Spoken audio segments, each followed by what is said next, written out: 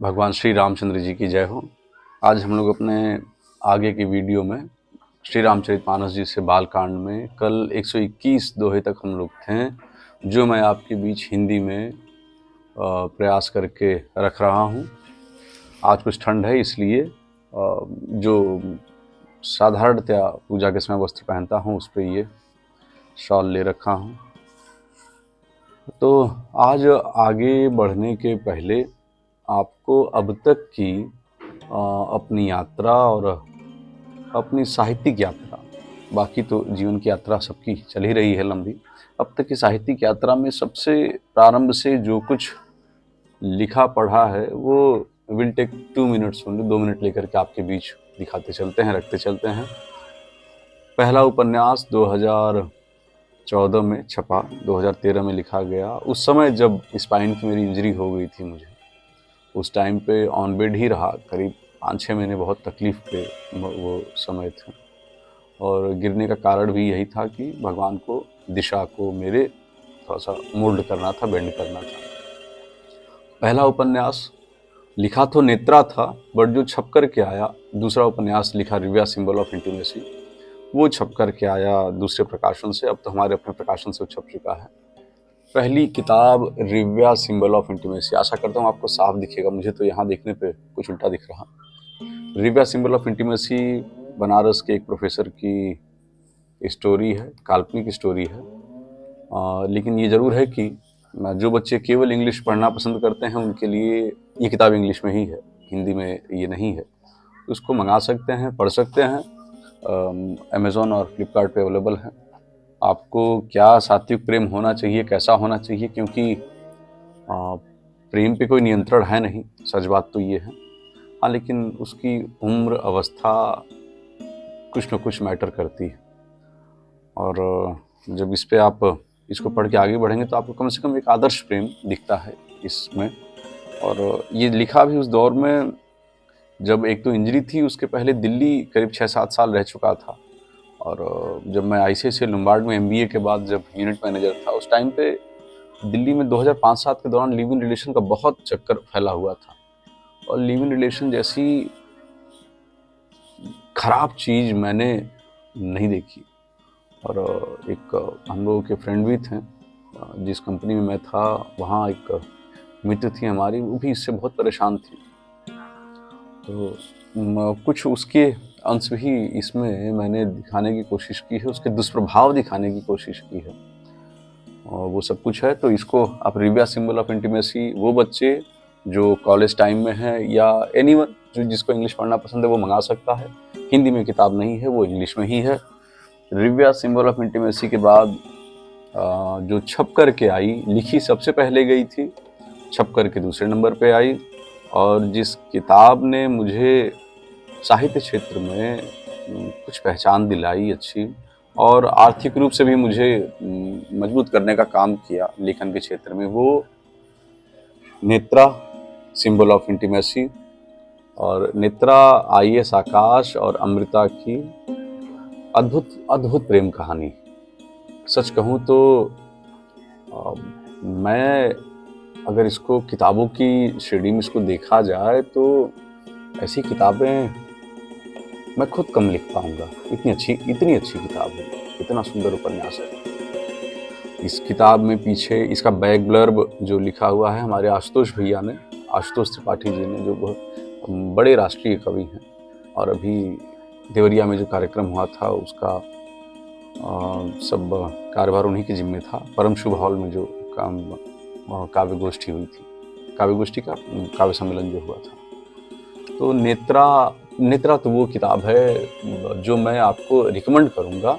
हाँ, ये दोनों ही भाषाओं में उपलब्ध है, इंग्लिश और हिंदी दोनों में, क्योंकि मैं बाइलिंगुअल लिखने का प्रयास करता हूँ, तो आपको इंग्लिश में भी मिल जाएगी और हिंदी में भी। और Netra is actually a recommended book, जो मैं सब लोगों को, आप लोगों को रिकमेंड करूँगा, जो बच्चे आईएएस की तैयारी कर रहे हैं उनके लिए भी, और जो भी लाइफ में स्ट्रगल कर रहे हैं उनके लिए भी, कि इस किताब को आप जरूर पढ़ें, नेत्रा को। नेत्रा के बाद अगला उपन्यास एक योगी का त्यागपत्र। और एक योगी का त्यागपत्र मेरे अपने जीवन पे नहीं और ना मुख्यमंत्री जी के जीवन पे है, ये इसको आप हिंदी में पढ़ते हैं तो आपको ऐसा लगता है, और आप जब ये इंग्लिश में पढ़ेंगे, resignation of a monk. Resignation of a monk ये वो किताब है जो हमारे आपके सभी के अंदर एक साधु रहता है। जैसे हम कहते हैं कि जो समय और काल होता है वो 3 तरह में विभाजित होता है हर युग में, हर समय में।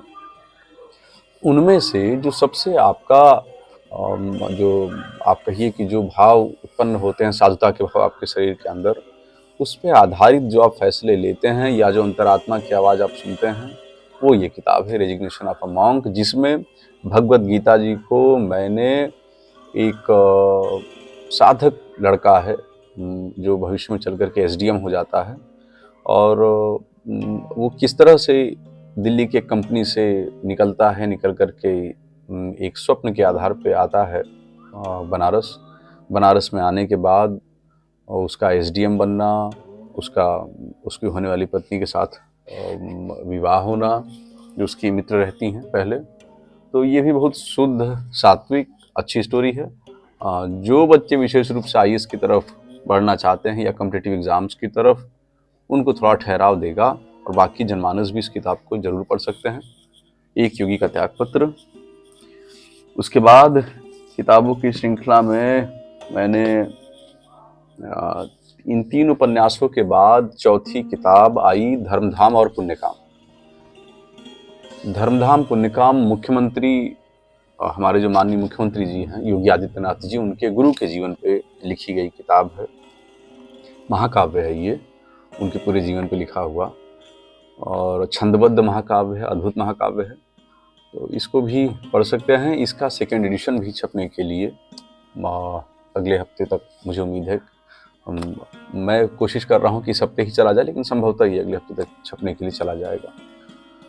तो उनके जीवन के बारे में आप छंदबद्ध रूप में, कविता के रूप में और ओज रस में ही कुछ मुझे लगता है मेरी कविताएं आती हैं, तो उसमें आप इनको पढ़ सकते हैं।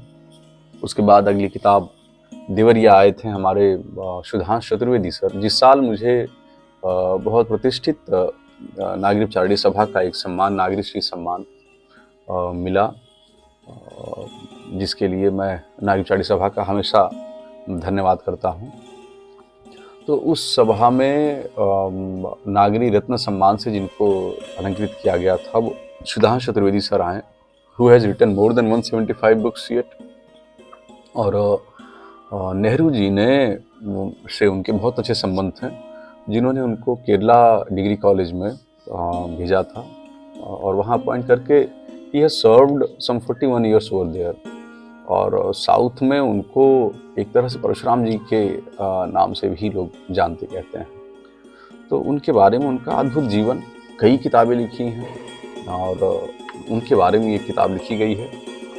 छंदबद्ध किताब है, महाकाव्य है उनके जीवन पर लिखा हुआ। ये भी आप पर इसको पढ़ें। अक्षर मार्तंड ये महाकाव्य है, जो जिनको काव्य में इंटरेस्ट है वो इस किताब को मंगा के पढ़ सकते हैं। उसके बाद अगली किताब जो छपी, थोड़ी भी परिचय की मोहताज नहीं है, श्रीवर के गिरिधर। श्रीवर के गिरिधर हमारे जगत गुरु रामभद्राचार्य जी के जीवन पे लिखा गया महाकाव्य है, आप देख सकते हैं।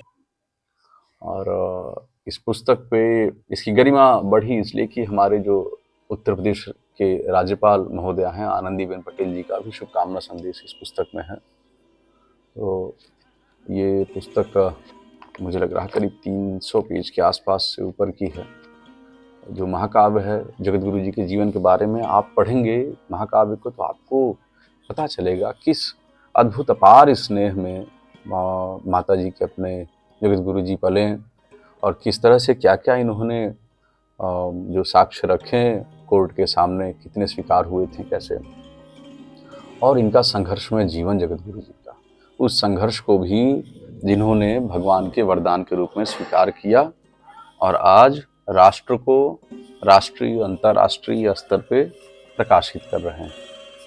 उसके बाद हनुमान स्वामी जी के आशीर्वाद से ये सब कुछ, मैं देखिए एक बात मैं ज़रूर है कि कभी कहता हूँ तो ये तो मैं कभी नहीं कहता कि लिखा मैंने ये किया, भगवत प्रेरणा से।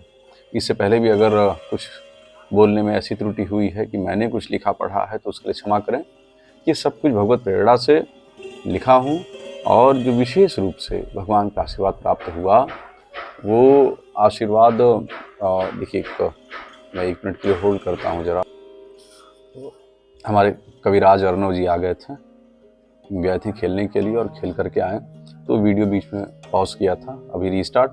तो जो सुंदरकांड जी हैं, भगवान गोस्वामी तुलसीदास जी ने जो लिखी है श्री रामचरितमानस जी, भगवान की प्रेरणा से श्री रामचरितमानस जी से सुंदरकांड जी पढ़ने के बाद मैंने हिंदी छंदबद्ध करके उसको लिखा हुआ है, जो आपके बच्चों को और उन लोगों को समझने में आसानी रहेगी। ओज रस में ही ये पुस्तक भी है, जो कि सुंदर लगेगी, अच्छी लगेगी आपको। तो अपना समय दे करके आप सुंदरकांड का पुनर्सृजन, मैं उम्मीद करता हूँ कि ये आपको हो सकता है सीधा दिखेगा नाम वीडियो के समय, क्योंकि मुझे देखने में ठीक नहीं, ये उल्टा दिख रहा है। आई सपोज कि आपको सही दिखे। तो इस किताब को भी आप मंगा सकते हैं अमेज़ॉन से, फ्लिपकार्ट से। और नहीं, ये किताब मैं प्रयासरत हूँ कि ये एक मेरा कर्तव्य भी है कि आपके बीच ये किताब पहुँचे। जो मित्र मुझसे मिलते हैं, जुलते हैं, वो श्री रामचरितमानस जी गोस्वामी तुलसीदास जी के द्वारा जो लिखी गई है उनका हिंदी रूप में प्रयास करके छंदबद्ध जो मैंने किया है, ये मैं यूं ही आपको दूंगा, आप जब मिलेंगे श्रद्धा भावना के साथ। इनको लिखने के बाद जो अगली किताब छपी वो प्रभात प्रकाशन से मेरा अगला उपन्यास तापस हिंदी और इंग्लिश दोनों भाषाओं में लिखी गई है, बट हिंदी वर्जन तो आ गया है, इंग्लिश वर्जन आने में भी कुछ समय लगेगा। तो तापस भी आप पढ़ें, अद्भुत कहानी है। अद्भुत कहानी इसलिए कह रहा हूँ कि वर्तमान समय में जो द्वंद्व हमारे संस्कार से लेकर के, पुरातन अनुशासनात्मक संस्कार से लेकर के वर्तमान का वेस्टर्न इन्फ्लुएंस के बीच में जो द्वंद्व है, वो द्वंद्व और उस द्वंद्व से निकलते हुए एक बड़ी कंपनी के CEO who was an startup CEO Bharat का जो रहा है, उनको केंद्र बना करके और इस किताब को मैंने लिखा हुआ है। कल्पनाओं पर आधारित किताब है, ये बात सच है, उपन्यास है, लेकिन वो द्वंद्व जो उस बीच में है वो कल्पनाओं पर आधारित नहीं। उन द्वंद्वों में से कई द्वंद्व ऐसे हैं जिनको आसपास के जीवन में आप भी देखेंगे और मैंने भी देखा हुआ है। इस किताब को आप पढ़ें, और वो तो ज़रूर पढ़ें जो अपने स्टार्टअप में हैं, जिनकी एज एटलीस्ट 20, 22, 25 के ऊपर जा रही है, वो तापस को ज़रूर पढ़ें। तापस के बाद भगवान का विशेष आशीर्वाद एक और कि निषाद राज के राम निषाद राज जी जो भगवान रामचंद्र जी के प्रिय मित्र, निषाद राज गुरु पे ये किताब मैंने लिखवाई गई मुझसे भगवान के द्वारा, भगवान की प्रेरणा के द्वारा। और ये निषाद राज के राम है। निषाद राज के राम आपको फ्लिपकार्ट, अमेज़न पे मिल जाएंगे। और निषाद राज के राम भी वही हैं जहाँ जहाँ निषाद राज का भगवान से मिलन हुआ है, उस मिलने को, उनकी बातचीत, चर्चा, उनके भावों को निषाद राज के राम में मैंने उतारा है। भगवत आशीर्वाद से किताब का बहुत अच्छा रिस्पांस मिल रहा है। तो आप इनको भी मंगाएं, पढ़ें, और भारत की पुरातन त्रेता में क्या था, क्या भाव, उनको हिंदी में जानने के लिए आप इसको मंगाएं, निषाद राज के राम को, और उनको पढ़ें। अब यहाँ से आगे ये सब कुछ किताबें दिखाने का कारण ये था कि श्री रामचरितमानस जी जो पढ़ रहा हूँ, तो उसमें एक कन्फ्यूजन की स्थिति भी अपने लोगों में क्रिएट हो सकती है कि बिना किसी आधार के मैं बताऊँ, ये सब कुछ लिखने, पढ़ने, सब कुछ देखने के बाद एक निष्कर्ष पे आदमी पहुंचता है। मेरा भी निष्कर्ष यही है कि भगवान पे अटूट विश्वास के साथ अपने कार्य को करते रहिए, आगे बढ़ते रहिए। तो जो आपके हाथों से कार्य होगा वो इस संसार के लिए होगा, इस समाज के उत्थान के लिए होगा। ऐसा नहीं कि समाज में आप नहीं, आपका उत्थान नहीं होगा, ऐसा नहीं। आपका स्वतः भी परम उत्थान होते चलेगा, उसके साथ साथ समाज का उत्थान भी होगा। तो बस इससे हम लोग आगे बढ़ते हैं। आज की वीडियो कोशिश करेंगे कि थोड़ी लंबी वीडियो हो, कि हम लोग थोड़ा सा जल्दी इसको कवर कर सकें, आपके बीच में हिंदी में ही चीज़ें और थोड़ा बढ़ाई जा सकें। तो कल हम लोग 121 दोहे पे थे और 121वां दोहा था, असुर मारि थापहि सुरन राखहि निज श्रुति सेतु जग विस्तार ही विशद जस राम जन्म कर हेतु। भगवान राम के जन्म का हेतु भगवान शंकर जी बता रहे हैं माता पार्वती जी को, किस कारण से भगवान जन्म लेते हैं। तो कहते हैं कि ये तो कोई बता ही नहीं सकता, भगवान इसी कारण से जन्म लेते हैं। लेकिन उसमें भी कुछ मुख्य बातें जो वेद शास्त्र धर्म ये बता रहे हैं, विद्वत जन बताते हैं, वो बातें मैं बता रहा हूँ। वो बातें बताने के बाद भगवान अब क्या कहते हैं कि वे असुरों को मारकर भगवान राम देवताओं को स्थापित करते हैं, अपने वेदों की मर्यादा की रक्षा करते हैं और जगत में अपना निर्मल यश फैलाते हैं। श्री रामचंद्र जी के अवतार का यह कारण है। उसी यश को गा गा कर भक्तजन, उसी यश को, उस भगवान के जन्म के बाद जो यश गाथा उस जन्म की बनती है, उस यश को गा गा कर, जैसे भगवान राम की जन्म गाथा के यश को हम लोग, भगवान राम कृष्ण के जन्म की यश गाथा को गाकर हम लोग वर्तमान में अपना जीवन सभी लोग बिता रहे हैं। पढ़ते ही पढ़ते हैं, कुछ न कुछ किसी न किसी रूप में अध्ययन करते हैं, चाहे वो किसी शास्त्र के द्वारा सम्मत हो, वेद के द्वारा, पुराण के द्वारा सम्मत हो, कुछ न कुछ अध्ययन हम सब करते रहते हैं। और जो भी पढ़ते हैं, चाहे वो मंत्र हो, गीत हो, गाना हो, वो भगवान का यशगान ही होता है। तो वो वही उसी यशगान को करके गा गा कर भक्तजन भव सागर तर जाते हैं। कृपा सागर भगवान भक्तों के हित के लिए शरीर धारण करते हैं। श्री रामचंद्र जी के जन्म लेने के अनेक कारण हैं, जो एक से बढ़कर एक विचित्र हैं।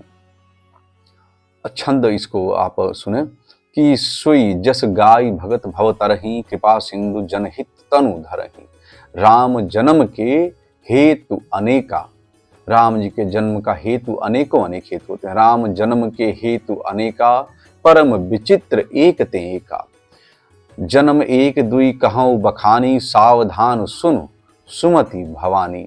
द्वारपाल हरि के प्रिय दो, जय अरु विजय जान सब को। अब यहाँ से आप पूरी कथा को बहुत ध्यान से सुनिए। भगवान राम के जन्म का क्या कारण हुआ, किस हेतु भगवान का जन्म हुआ, या भगवान के जो कई जन्म, भगवान कृष्ण का अवतार, वाराह अवतार, या भगवान नरसिंह नारायण का अवतार, ये सब जन्म किस कारण से हुए, वो हेतु बताया जा रहा है कि हे सुंदर बुद्धि वाली भवानी, मैं उनके दो एक जन्मों का विस्तार से वर्णन करता हूँ, तुम सावधान होकर सुनो। श्री हरि के जय और विजय दो प्यारे द्वारपाल। श्री हरि भगवान विष्णु के दो द्वारपाल हैं, जिनका नाम जय और विजय आज भी सदा से रहते हैं, वही हैं। श्री हरि के जय और विजय दो प्यारे द्वारपाल हैं, जिनको सब कोई जानते हैं। उन दोनों भाइयों ने ब्राह्मण सनकादि के शाप से असुरों का तामसी शरीर पाया। सनकादि जो चार छोटे बालक की आयु के रूप में रहते हैं, ब्राह्मण मुनि सन्यासी, उन दोनों भाइयों ने ब्राह्मण सनकादि के शाप से, सनकादि ने श्राप दिया था, क्यों दिया था वो आगे पता चलेगा। उन दोनों भाइयों ने ब्राह्मण सनकादि के शाप से असुरों का तामसी शरीर पाया। एक का नाम था हिरण्यकशिपु और दूसरे का हिरण्याक्ष। ये देवराज इंद्र के गर्व को छुड़ाने वाले सारे जगत में प्रसिद्ध हुए।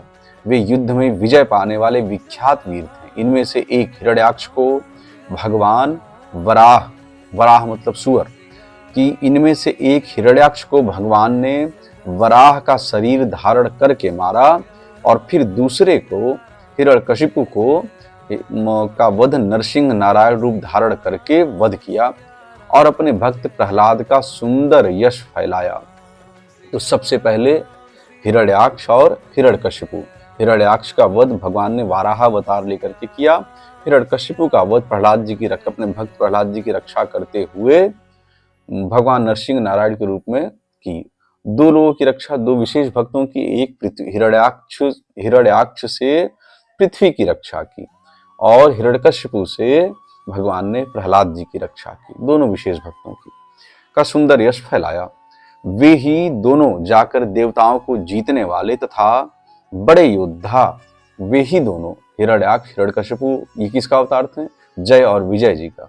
और जय विजय के रूप में ये का अवतार लेकर के उनके अंश में जन्मे हिरण्याक्ष और हिरण्यकशिपु, और हिरण्याक्ष हिरण्यकशिपु का वध भगवान ने किया। फिर ये जन्म लेते हैं किसके रूप में? रावण और कुंभकर्ण नामक बड़े बलवान यही बने हैं कि वे ही दोनों जाकर देवताओं को जीतने वाले तथा बड़े योद्धा रावण और कुंभकर्ण नामक बड़े बलवान और महावीर राक्षस हुए, जिन्हें सारा जगत जानता है। भगवान के द्वारा मारे जाने पर भी हिरण्याक्ष और हिरण्यकशिपु इसलिए मुक्त नहीं हुए कि ब्राह्मण वचन श्राप, यहाँ वचन का अर्थ श्राप से है, कि ब्राह्मण वचन का प्रमाण 3 जन्म के लिए था। उन्होंने अपने श्राप में, सनकादि मुनि ने अपने श्राप में 3 जन्मों का श्राप दिया था कि 3 जन्म तक राक्षस बन के जन्म लोगे। प्रमाण 3 जन्म के लिए था। अतः एक बार उनके कल्याण के लिए भक्त प्रेमी भगवान ने फिर अवतार लिया। वहां उस अवतार में कश्यप और अदिति उनके माता पिता हुए, जो दशरथ और कौशल्या के नाम से प्रसिद्ध थे। एक कल्प में इस प्रकार अवतार लेकर उन्होंने संसार में पवित्र लीलाएं की। ध्यान से सुने कि वहां उस अवतार में कश्यप और अदिति उनके माता पिता हुए, जो दशरथ और कौशल्या के नाम से प्रसिद्ध थे।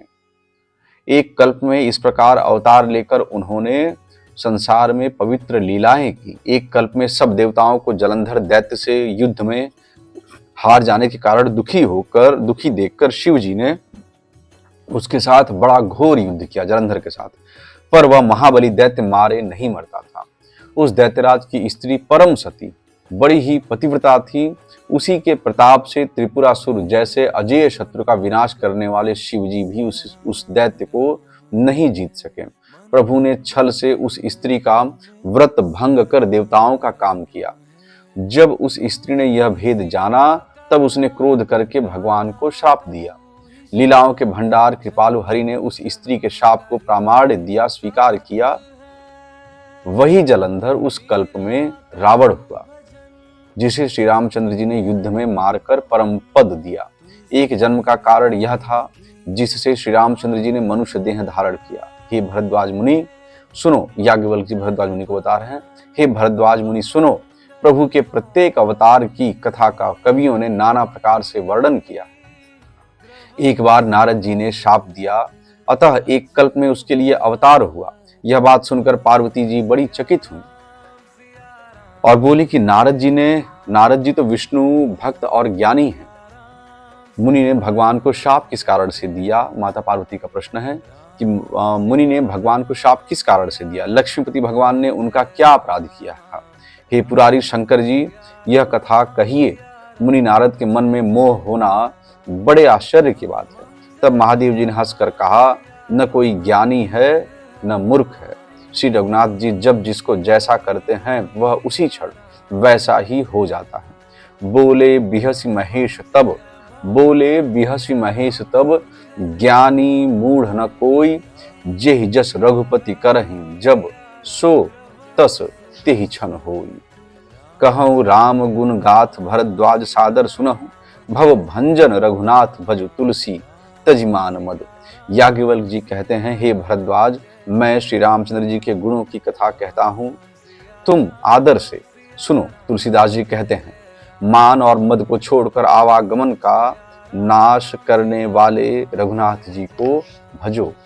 हिमालय पर्वत में एक बड़ी पवित्र गुफा थी। उसके समीप ही सुंदर गंगा जी बहती थी।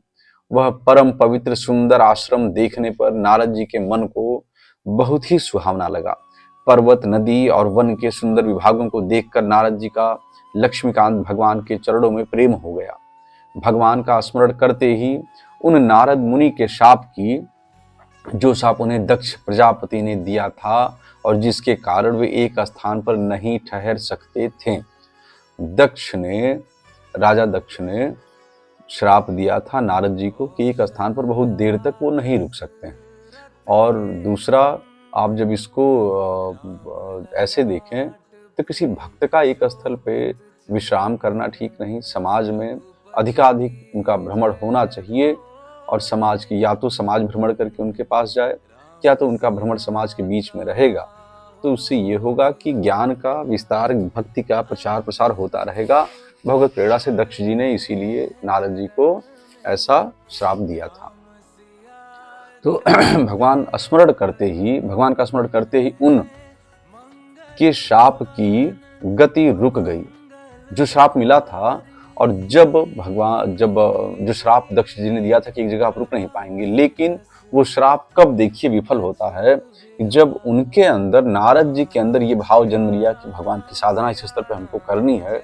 तो साधना के संकल्प के कारण जो भाव उत्पन्न हुए, उससे श्राप भी उस समय के लिए, उस काल के लिए वो प्रभावहीन हो चुका था, वो श्राप भी। तो भगवान का स्मरण करते ही उन नारद मुनि के शाप की, जो शाप उन्हें दक्ष प्रजापति ने दिया था और जिसके कारण वे एक स्थान पर नहीं ठहर सकते थे, गति रुक गई और मन के स्वाभाविक ही निर्मल होने से उनकी समाधि लग गई। नारद मुनि की यह तपोमयी स्थिति देखकर देवराज इंद्र डर गए। उसने कामदेव को बुलाकर उसका आदर सत्कार किया और कहा कि मेरे हित के लिए तुम अपने सहायकों सहित नारद की समाधि भंग करने को जाओ। यह सुनकर मीनध्वज कामदेव मन में प्रसन्न होकर चला। इंद्र के मन में यह डर हुआ कि देवर्षि नारद मेरी पुरी अमरावती का निवास राज्य चाहते हैं। जगत में जो कामी और लोभी होते हैं, वे कुटिल कौवे की तरह सबसे डरते हैं। जैसे मूर्ख कुत्ता सिंह को देखकर सूखी हड्डी लेकर भागे और वह मूर्ख यह समझे कि कहीं उस हड्डी को सिंह छीन न ले, वैसे ही इंद्र को नारद जी मेरा राज्य छीन लेंगे ऐसा सोचते लाज नहीं आई। तब कामदेव उस आश्रम में गया। तब उसने अपनी माया से वहां वसंत ऋतु को उत्पन्न किया। तरह तरह के वृक्षों पर रंग बिरंगे फूल खिल गए, उन पर कोयलें कूकने लगीं और भौरे गुंजार करने लगे। कामाग्नि को भड़काने वाली 3 प्रकार की शीतल, मंद और सुगंध सुहावनी हवा चलने लगी। 3 तरह की अग्नि ही काम को भड़काती है। देखिए, एक वैज्ञानिक रूप की बात है ये, आप शरीर विज्ञान से जोड़ करके समझिए कि कामाग्नि को भड़काने वाली 3 प्रकार की सुहावनी हवा कौन कौन सी? शीतल, मंद और सुगंध। इसके अलावा इन 3 प्रकार की हवाओं के अलावा और कोई वायु शरीर में कामाग्नि नहीं भड़का सकती है। ये प्रमाणिक रूप में यहाँ लिखा गया है कि कामाग्नि को भड़काने वाली 3 प्रकार की सुहावनी हवा चलने लगी। रंभा आदि नव युवती देवांगनाएं जो सब की सब काम कला में निपुण थी, वे बहुत प्रकार की तीनों की तरंग के साथ गाने लगी और हाथ में गेंद लेकर नाना प्रकार के खेल खेलने लगी। कामदेव अपने इन सहायकों को देखकर बहुत प्रसन्न हुआ और फिर उसने नाना प्रकार के माया जाल किए, परंतु कामदेव की कोई भी कला मुनि पर असर न कर सकी। तब तो पापी कामदेव अपने ही नाश के भय से डर गया। लक्ष्मीपति भगवान जिसके बड़े रक्षक हों, भला उसकी सीमा मर्यादा को कोई दबा सकता है क्या? तब अपने सहायकों समेत कामदेव ने बहुत डर कर और अपने मन में हार मानकर बहुत ही आर्त दीन वचन कहते हुए मुनि के चरणों को जा पकड़ा। नारद जी के मन में कुछ भी क्रोध न आया। उन्होंने प्रिय वचन कहकर कामदेव का समाधान किया। तब मुनि के चरणों में सिर नवाकर और उनकी आज्ञा पाकर कामदेव अपने सहायकों सहित लौट गया। देवराज इंद्र की सभा में जाकर उसने मुनि की सुशीलता और अपनी करतूत सब कही, जिसे सुनकर सबके मन में आश्चर्य हुआ और उन्होंने मुनि की बड़ाई करके श्री हरि को सिर नवाया। तब नारद जी शिव जी के पास गए। उनके मन में इस बात का अहंकार हो गया। नारद जी के मन में विजयी होने के बाद भी जहां भगवान को दंडवत कर, इसका, जैसे मैं एक बात पहले भी मैंने कही कि अगर कभी ये अहंकार मन में आए कि जो कुछ लिख रहा हूँ, जो साहित्य रचनाएं कर रहा हूँ, ये मेरे अपने द्वारा हो रहा है, तो यही अहंकार का जन्म हो जाता है। लाख चाहने के बाद अहंकार व्यक्ति को उस पद से नीचे लेकर के चला जाता है। और नारद जी को यह अहंकार हुआ कि कामदेव को उन्हें परास्त कर दिया। तब नारद जी शिव जी के पास गए। उनके मन में इस बात का अहंकार हो गया कि हमने कामदेव को जीत लिया। उन्होंने कामदेव के चरित्र शिव जी को सुनाए और महादेव जी ने उन्हें उन नारद जी को अत्यंत प्रिय जानकर इस प्रकार शिक्षा दी। हे मुनि, शंकर भगवान को नारद जी ने जब बताया कि उन्होंने कामदेव के चरित्र शिव जी को सुनाए और महादेव जी ने उन नारद जी को अत्यंत प्रिय जानकर क्या शिक्षा दी कि बार बार शंकर भगवान विनय कर रहे हैं कि बार बार बिनवो मुनि तो ही, जिम यह कथा सुनाय हो मोही। तिमि जनि हरि ही सुनावहु कबहु चले हूँ, प्रसंग दुराय हूँ तब। हे मुनि, मैं तुमसे बार बार विनती करता हूँ, जिस तरह यह कथा तुमने मुझे सुनाई, उस तरह भगवान श्री हरि को कभी मत सुनाना। चर्चा भी चले तब भी इसको छिपा जाना। शंभु दीन उपदेश हित, शंभु दीन उपदेश हित, नहीं नारद ही सुहान, भरद्वाज कौतुक सुनहु, हरि इच्छा बलवान। यद्यपि शिव जी ने यह हित की शिक्षा दी, पर नारद जी को वह अच्छी न लगी। हे भरद्वाज, अब कौतुक तमाशा सुनो, हरि की इच्छा बड़ी बलवान होती है।